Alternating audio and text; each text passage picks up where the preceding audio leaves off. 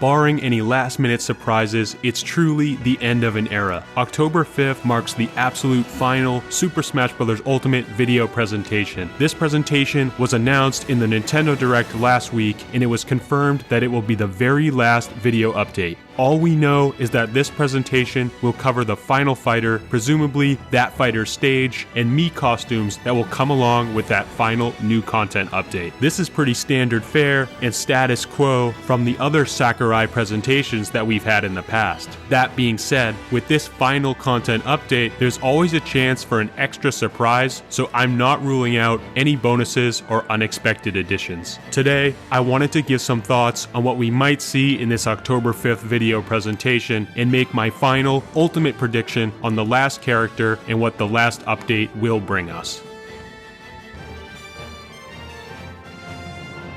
I realize that any new additional modes is pretty unlikely at this point, but with this being such a massive game and the official end of post-launch support, there is always a chance that something like a returning mode such as break the targets or board the platforms could appear. Ultimate encompasses so many elements from the history of the Smash series, but in my mind, one of the most obvious omissions are these classic modes, made popular from the first two titles. Adding board the platforms and or target test in addition to home run contest, which we already have, the full suite of stadium events would finally be included in Ultimate. Another potential mode that could return from a previous title is Event Match, a popular mode from Super Smash Bros. Melee. These events were themed mini challenges that you could tackle and check off your list once cleared. In Melee, Event Match was a really fun mode that was very useful for unlocking characters. Event Matches returning in Ultimate would be a fun little mode that I think would be a nice touch that likely wouldn't require all that much development work.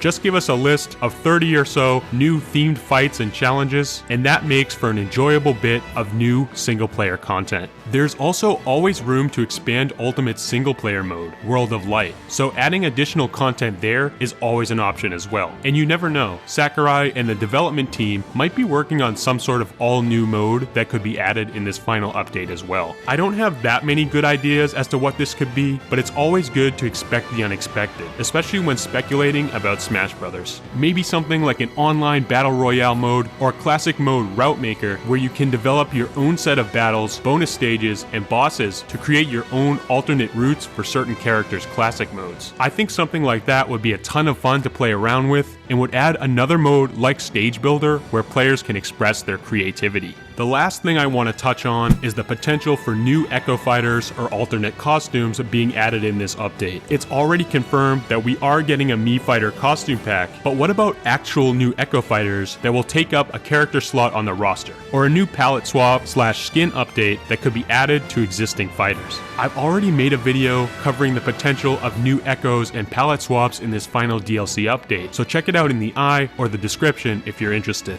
Now that we've covered the bases on what we could get in this final update, I want to give my official predictions for the last time, and I want to do it in grand style. Here, I'm going to give what I think are the top 10 most likely choices for Challenger Pack 11. This is my official final top 10 that I'll cover in quick succession in order from who I think is least likely to my number one and official prediction that I'm going to be making before this final Sakurai Presents.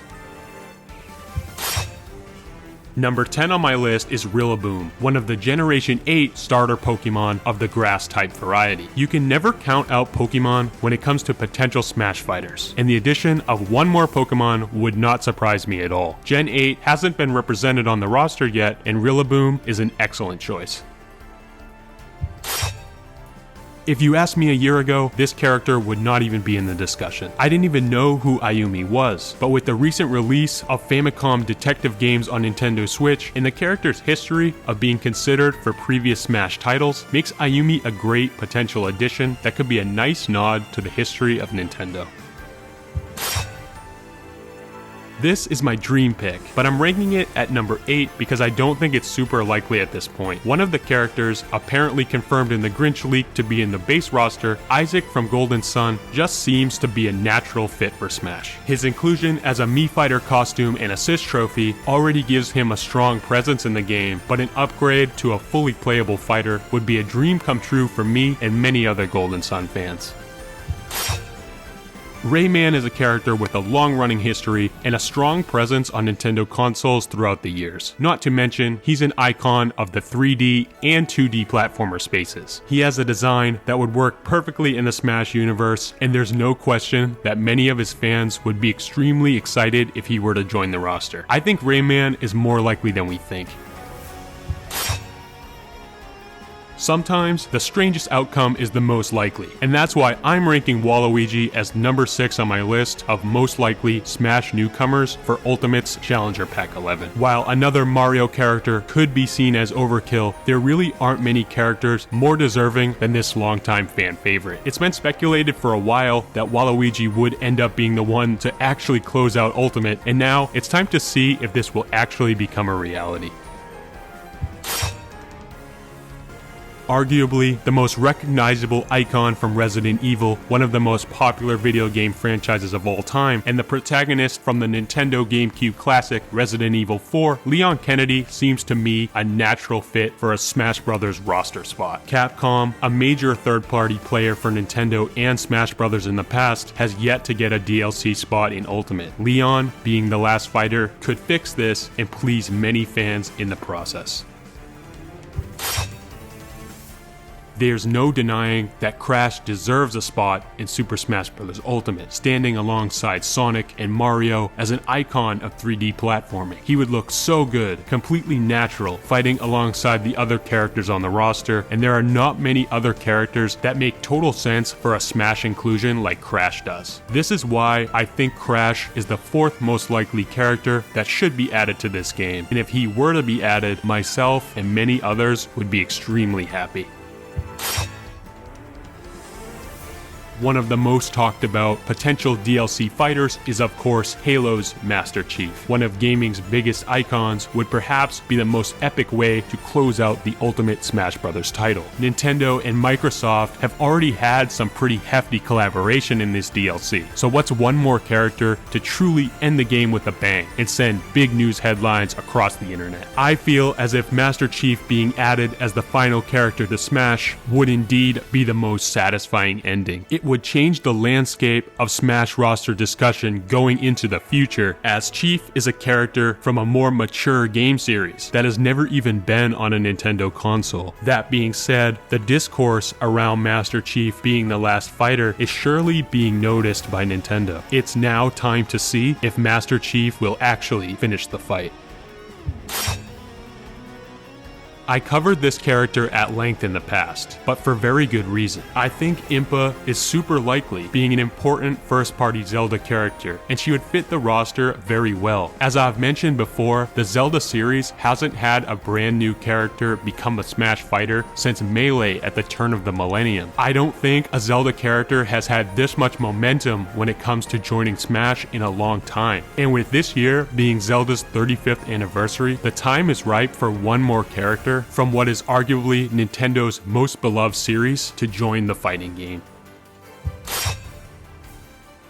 And last but not least, my number 1 pick and my official prediction going into the final Smash Bros. Reveal video is none other than Sora from the Kingdom Hearts games. I have no real reasoning for Sora being my number 1 pick other than it just feels right. I'm not particularly a fan of the character, nor have I played the Kingdom Hearts games yet, but something in my gut is telling me that it's happening. My official call for the final character we will see revealed for Challenger Pack 11 of Super Smash Bros. Ultimate's DLC is Sora.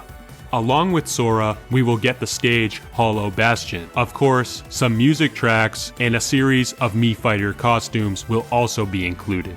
It's so difficult to predict the fighter costumes as there are just so many potential choices, but I'm going to attempt to predict some. First, I think we will definitely get some Kingdom Hearts characters as Mii Fighter costumes along with Sora. I predict that Riku and Kiri will be added as Mii Fighter outfits to complete the Kingdom Hearts representation in the game. To go along with these costumes, we will get several others in the same update. I'm predicting first, the red shell hat will come back from Smash for Wii U and 3DS. Also, I think we will get a Mii Fighter costume for the Octolings from Splatoon. Then, a pretty big bombshell will be dropped as a Crash Bandicoot headgear and outfit for Mii Fighters will be revealed as a sort of consolation prize for Crash fans hoping he would make the roster. To close out the Mii Fighter costumes, I think we will get a full outfit for the Knight from Hollow Knight, along with a music track from the game. This will follow the trend as the big indie costume reveal to close out this game's Mii Fighters. Lastly, I think Sakurai will close out and say his final goodbyes in an emotional way, and give a very vague statement on how he's not sure about the future of the series, but he hopes we enjoy all of the team's hard work on Super Smash Bros. Ultimate for years to come. Before he says his very final goodbye, he will have one more announcement. He will show the case for a new physical and digital Switch release, Super Smash Bros. Ultimate Complete Edition. It will be a new retail game for Nintendo Switch featuring all of the DLC fighters and stages included on the cartridge. The game will have updated box art to feature some of the DLC fighters, and it will be the definitive version of the game. With the announcement of Super Smash Bros. Ultimate Complete Edition, Mr. Sakurai will give us his final thanks and sign off for the final time, closing out the game and finally ending the DLC discussion cycle until the next Smash title, if there will ever be one. I mean, how do you follow up a game called Ultimate? But anyways, what do you all think? What fighter do you think we'll have revealed on the 5th? What stages, Mii outfits, potential new modes, Echo Fighters, or skins will we see? What did you think of my predictions and my final top 10 list? Let me know in the comments. It's been a blast discussing the DLC characters with you all, but the Smash and Nintendo fun won't stop here. For all the latest and best Nintendo discussions, reviews, and analysis videos on classic games, hit that subscribe button and stick around for more quality Nintendo content.